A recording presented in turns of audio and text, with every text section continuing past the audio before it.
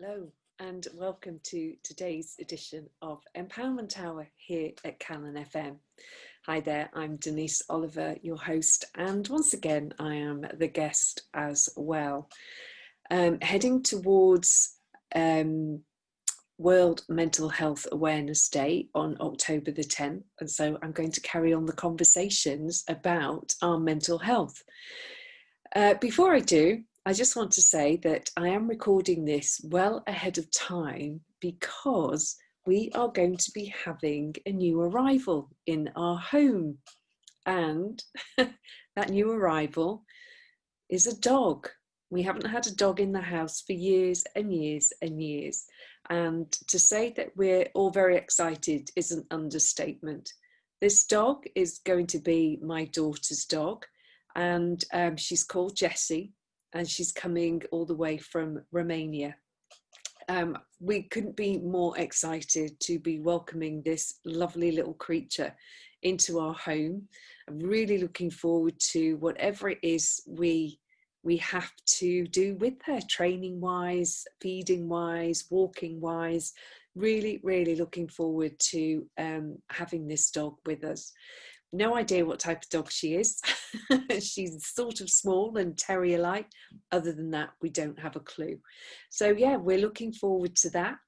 And with all the changes happening again, with the restrictions due to coronavirus, with COVID worldwide, again, mental health-wise, I believe that this is something that's going to be good for all of us here. So on today's show, after telling you all that, I'm actually going to be talking about sleep and why it's important for us. Stay with me. This is Empowerment Hour here at CalonFM, and I'm looking forward to chatting about sleep. Hi there, welcome back. This is Empowerment Hour here at CalonFM, and I'm Denise Oliver. Today, my topic of choice for mental health awareness is our sleep. Now, I don't know about you, I do like to sleep. I love it. And in an ideal world, nighttime, going to bed, choosing that time to rest is that time where in theory we find peace. Our bodies relax, they restore, they're renewed, ready for us to wake up for the next day. But I don't know about you, but there have been times in my life where that hasn't happened. There have been times where it's been quite the opposite from that. If you've ever been one of those people where you've almost dreaded bedtime because you're in a vicious cycle of really needing to sleep, really needing to rest, really feeling so exhausted all the time. You're physically exhausted, you're mentally exhausted, you're emotionally on some sort of precipice that you wonder how on earth you're going to come back from. You want to sleep and you can't. Or you go to sleep and you wake up and you either toss and turn, or you lie there looking at the ceiling and you're just dreading the day because you know how physically, mentally, emotionally depleted you're going to feel because you've had about 4 hours sleep. And for many of us, that's not enough. Disturbed sleep is very common, very, very common. More often than not, people experience this in their life at some point.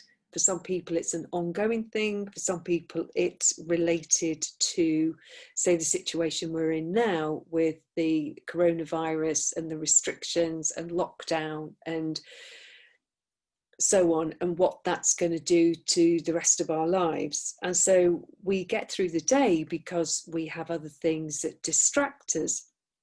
The cooking, the shopping, the cleaning, the worrying that we do when we're awake. And yet at night, there isn't everything else to do. We lie there and we hope for the best.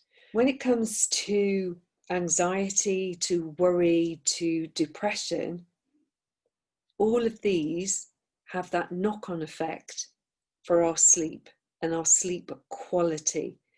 And for me, I get that it's like that catch-22 situation. If only I got better sleep, I wouldn't feel so anxious. I wouldn't be so tired. Oh, if only I wasn't so tired all the time, I wouldn't be so anxious and worried all the time. I would sleep better. It is a vicious cycle, and it has this effect on our bodies. Our body's cycles become interrupted, and what do we do about them? And that's what I want to talk about in today's show. What can we do? How can we help ourselves? I'm not a sleep expert.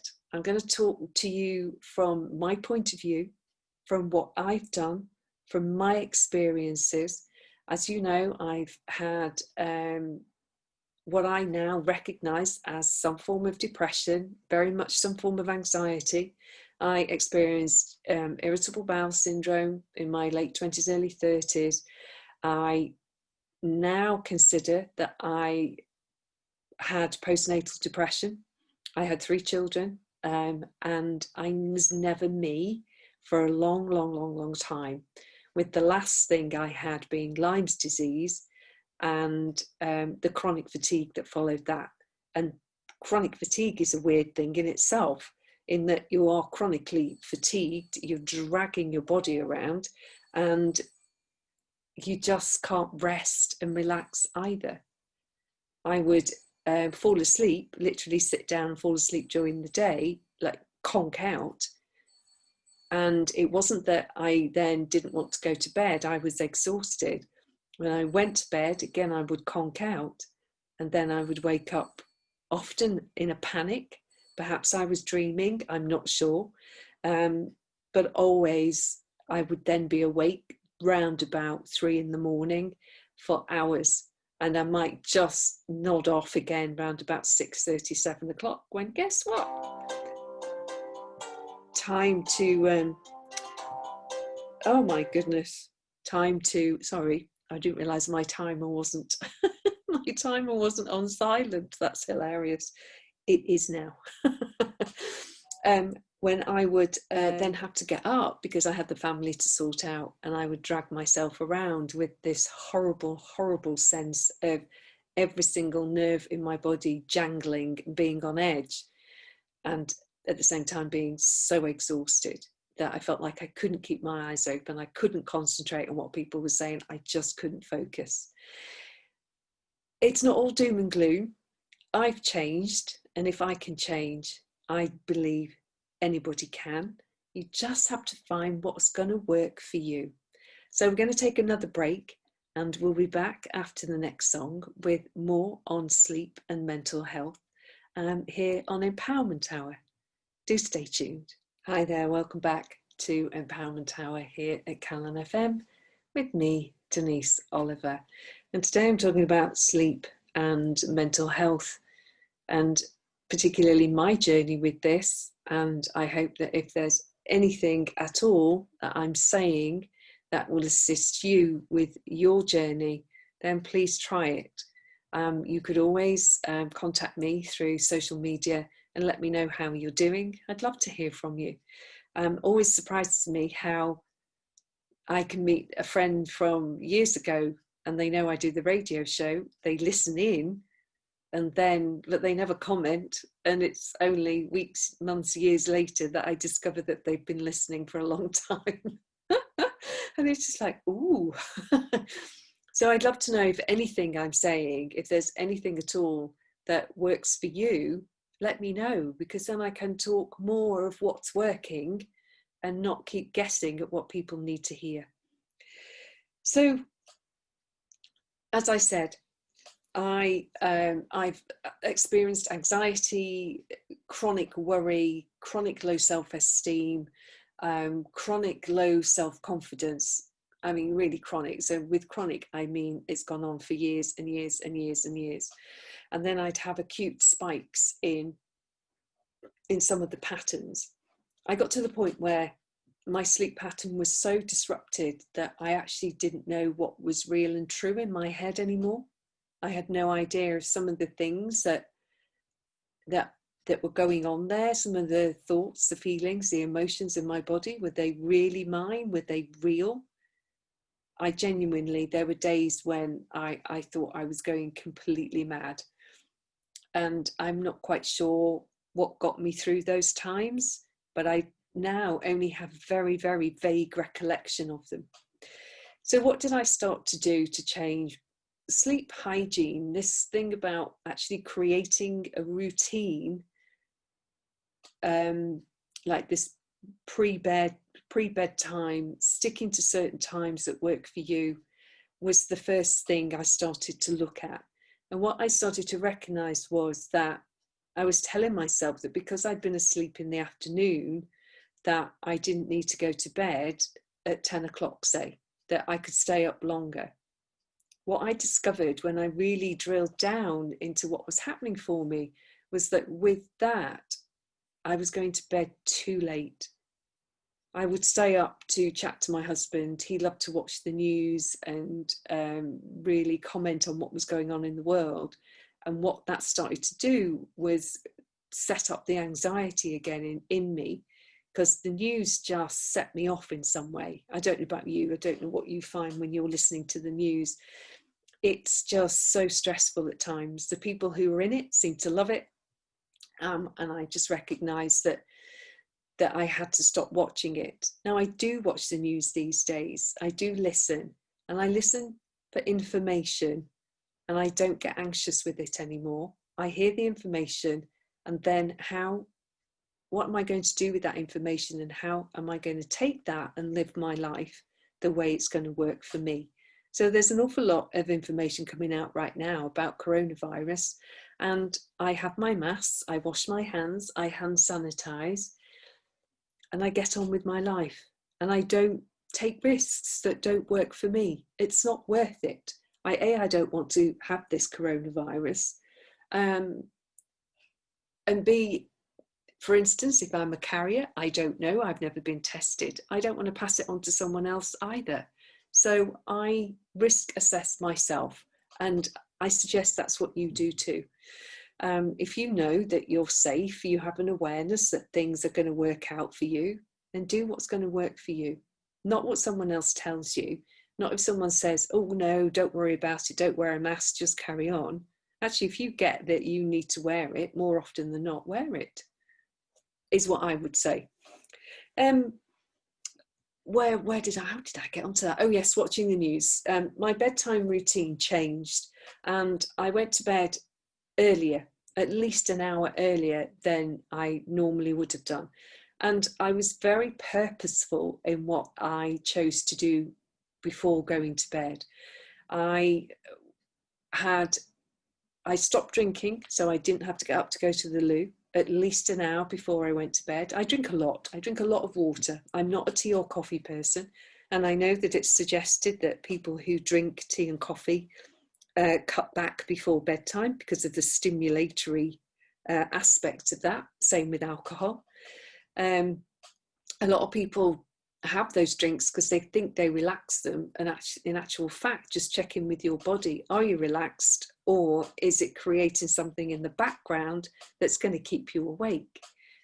No one else can tell you what to eat or drink before bed. Tune into you, tune into your body. What is going to work for you?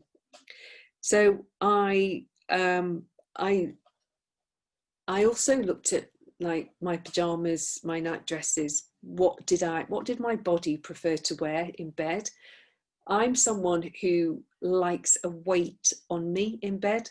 So I now have one of these that's on the market, these weighted blankets. I love it. I've used it all summer, just with a sheet between me and it. And in the winter, I'll have it and a duvet on top of me as well. I just love that sensation of it on my body. It's very calming for me. Someone else might find it a total encumbrance, inconvenience, and not want anything on them at all. What's going to work for you? There's lots more I'm going to say. We're going to take a break while you digest what I've just said about that, and we'll come back and look more at more aspects of sleep hygiene as well. Hi there. Yes, we're back. This is Empowerment Hour here at CalonFM, and I do hope you're all staying safe and staying aware of what's required in these very weird times, very strange times that we're in. I'm talking about sleep, and if you're finding yourself the more anxious, worryful type when it comes to getting a restful night's sleep, then this is the show for you. And I can't say very much in the time that we have. I am skimming the surface, but there's a huge amount of information out there on the internet.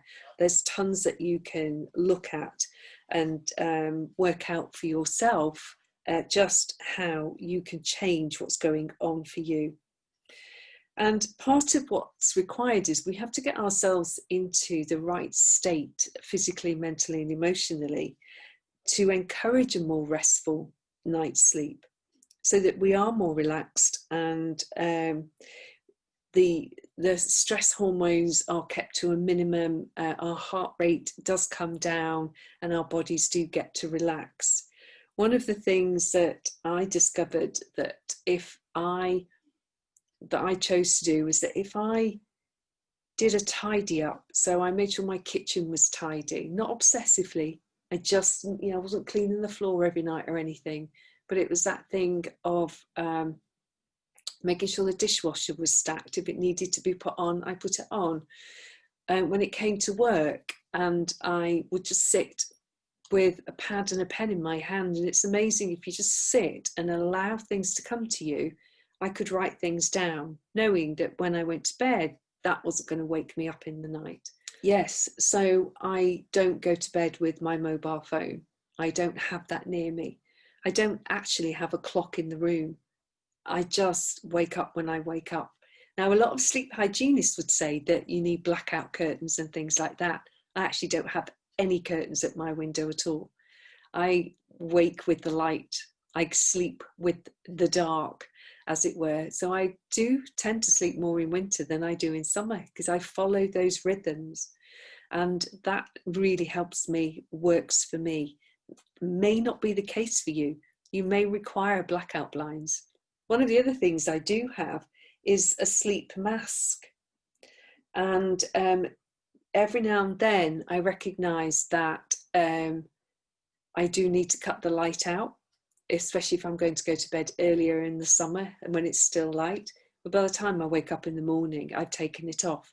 Now, the sleep mask that I've got has got magnets in it. So sometimes after using the computer, my eyes are very twitchy, all the muscles around my eyes. And I find these sleep masks with the magnets in just help me to relax in some way. They relax the muscles around my eyes, around my face, and that changes my ability to relax all of my body. Something else I discovered way back when was that when I was going to sleep, I would start to focus on my breathing, and I became very aware of whether it was shallow, what my pulse was like, and I could change that. If I started to take in deep breaths and let them out very, very slowly, that really started to calm my mind down. You're not cut off at the neck. Your brain and your body are attached. You share the same blood supply, the same lymphatic system, they get the same amount of fluid, etc., as all of your body does. With breathing, I became less frustrated at falling asleep, or if I woke up in the night at not being able to get back to sleep. So there's this frustration thing that can set in, because you're allowing the churning of your brain to take over instead of you having the control of it.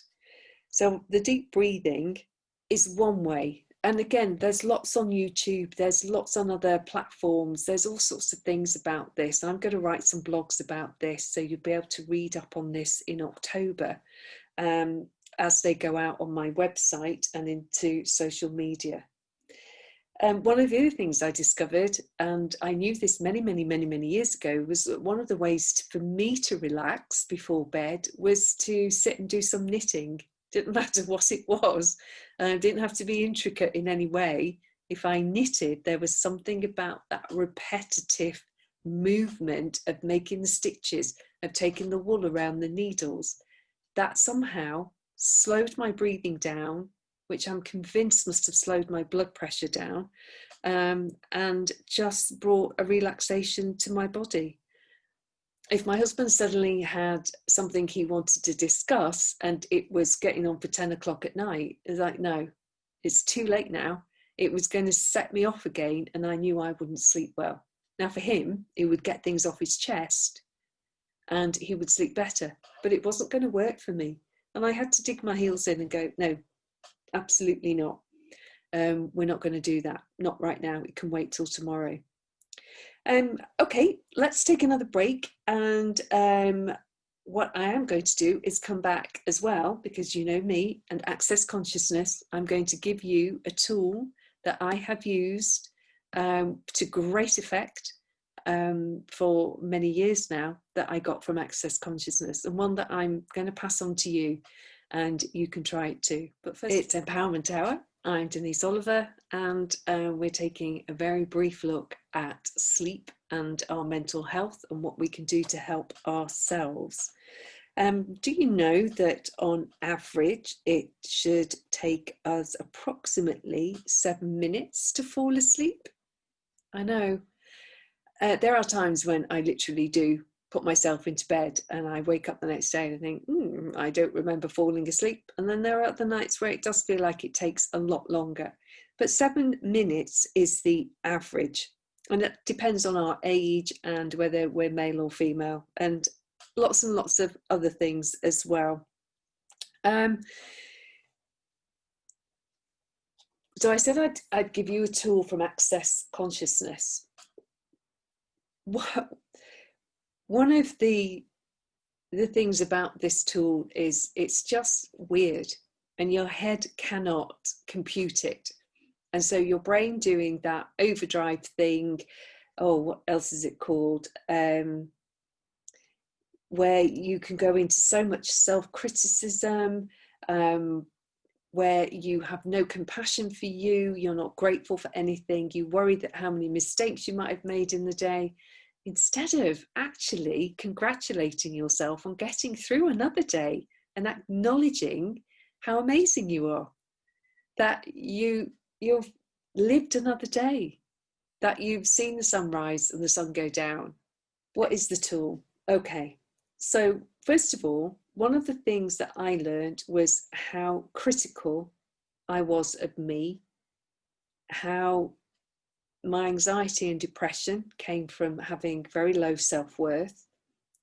And I started to recognize that I actually sometimes had to be quite brutal with the voice in my head, my nag bag, as I call it, who was actually quite vicious to me at times. And actually it's me being vicious to me. I was creating this. And I would actually in my head just go, stop it now. I'm not having this. And I absolutely meant it. I wasn't having it. It wasn't going to work. And instead, after I said, stop it, I would go, right, now start this. What was this? It's this very strange thing we call the crazy phrase in Access Consciousness. So it goes like this.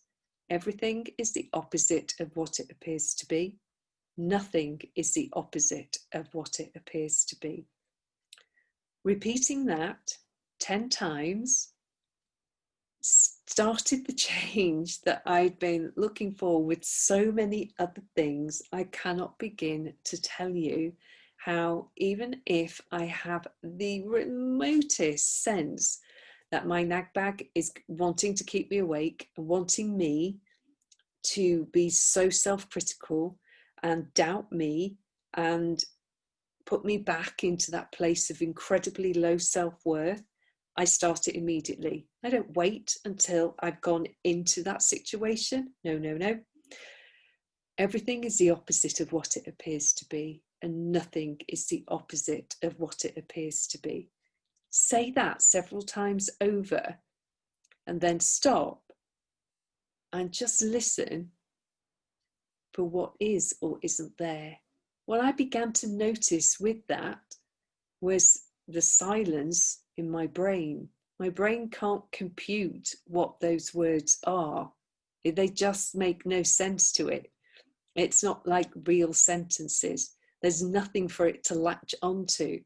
So in the middle of the night, I would start repeating that and actually have no idea how many times I said it, or whether I even ever managed to say 10 or more or less. I had no idea.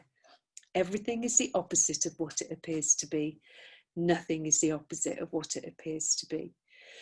And I'm taking a deep breath here. And that's one of the things that I get when I can tune into other people's energy, that is going to shift something for some of you. No, that may not work for you. I'm just saying, try it. Give it a go. How many other things have you tried and gone, that doesn't work? These are simple words. It's not going to cost you anything. No one needs to know that you're saying them. You've heard them here. You don't have to say it out loud. You can say it to yourself and see how you get on. Everything is the opposite of what it appears to be. Nothing is the opposite of what it appears to be. Everything is the opposite of what it appears to be.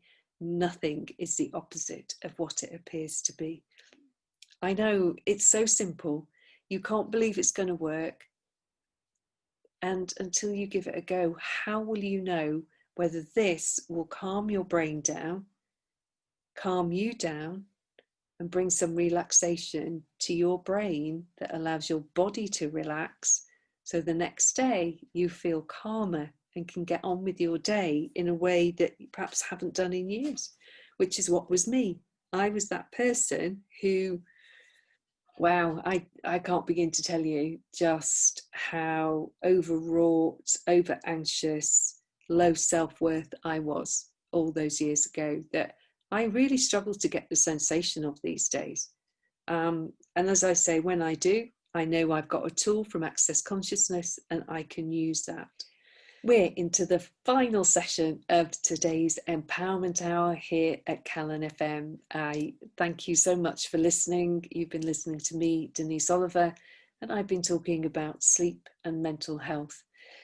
I don't know about you, but my inner fault finder, my rampaging brain, used to be the thing I dreaded the most when I went to bed, but not anymore. And I think some of you might guess by now that one of the things I'm going to suggest is that at some point, somehow, somewhere, you actually get something done called bars. Access bars are 32 points on the head that, when your head is lightly touched in these places, calms your brain down. Your brain stops nagging at you, and that has then the effect on your body, because the brain can't somehow, we still don't know how this works fully, we just know it does, changes your body biochemistry, your hormones calm down, everything stops racing, and your body can relax. And once it starts to get that sensation of relaxation, it likes it and it wants more of it. It helps you to sleep. It changes something physiologically that, for me, nothing else did. And that's why I am so passionate about this topic, and I get so excited and enthused to talk about it. Quite how going forward the rest of this year, getting your bars run is going to be, I don't know. All I know is that I am prepared to see clients at my room in Chester using face mask, hand sanitizer, thoroughly disinfecting everything in between clients, and I will carry that on as long as I possibly can. What else can I say? What I would say is, one of the things that I always somehow thought should happen was that someone should save me, that someone should be able to see just how distressed I was, even though I never talked about how distressed I was. And if somebody had, I would have said, no, I'm fine, I'm okay, leave me alone. Because I felt that I should be able to work it all out on my own. I couldn't. And then once I started on that trail of discovering I wasn't the only person in the state that I was in, that changed everything for me. And I started to be able to open up, initially with a lot of crying, And I felt ashamed of that, and that I shouldn't do that. I was a grown woman. I should know better. I should be able to control myself and all of that. And actually, it was what was required at the time. Now I tend to laugh about things so much more, which is, well, is not a bad thing. There's nothing wrong with having joy in your life, regardless of what's going on in the outside world. If you're happy, guess what? You can change things with so much ease. What else can I say in this last minute? Well, thank you for being here. Thank you for joining me and listening to these shows. One of the things I do want to say is that acknowledging you, acknowledging the kindness you be, is something that's very important. I would never do that. I didn't want to be a burden to anyone, so I kept everything inside, and that wasn't kind. I abused me more than anyone else I've ever met, and it's not okay. It's not okay to take stuff on board in such a way that we can't live our lives with joy and laughter and happiness. It's just not okay. So if there's one thing I would leave you with, is find whatever works for you that is going to bring you less worry, less anxiety, less depression in your world, and going to bring you more ease, more joy, more calm, more tranquility. So my whole aim for you is that you go from being stressed to being tranquil in whatever way works for you. So Empowerment Hour, empowering you to know that you know whatever it is that you know.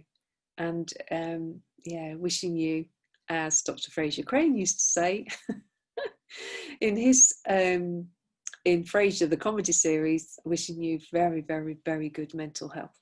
So stay tuned to CalonFM. There's lots more to come. You've been listening to Empowerment Hour. I'm Denise Oliver, and I'll be back with you next week. Bye, everyone. Bye for now.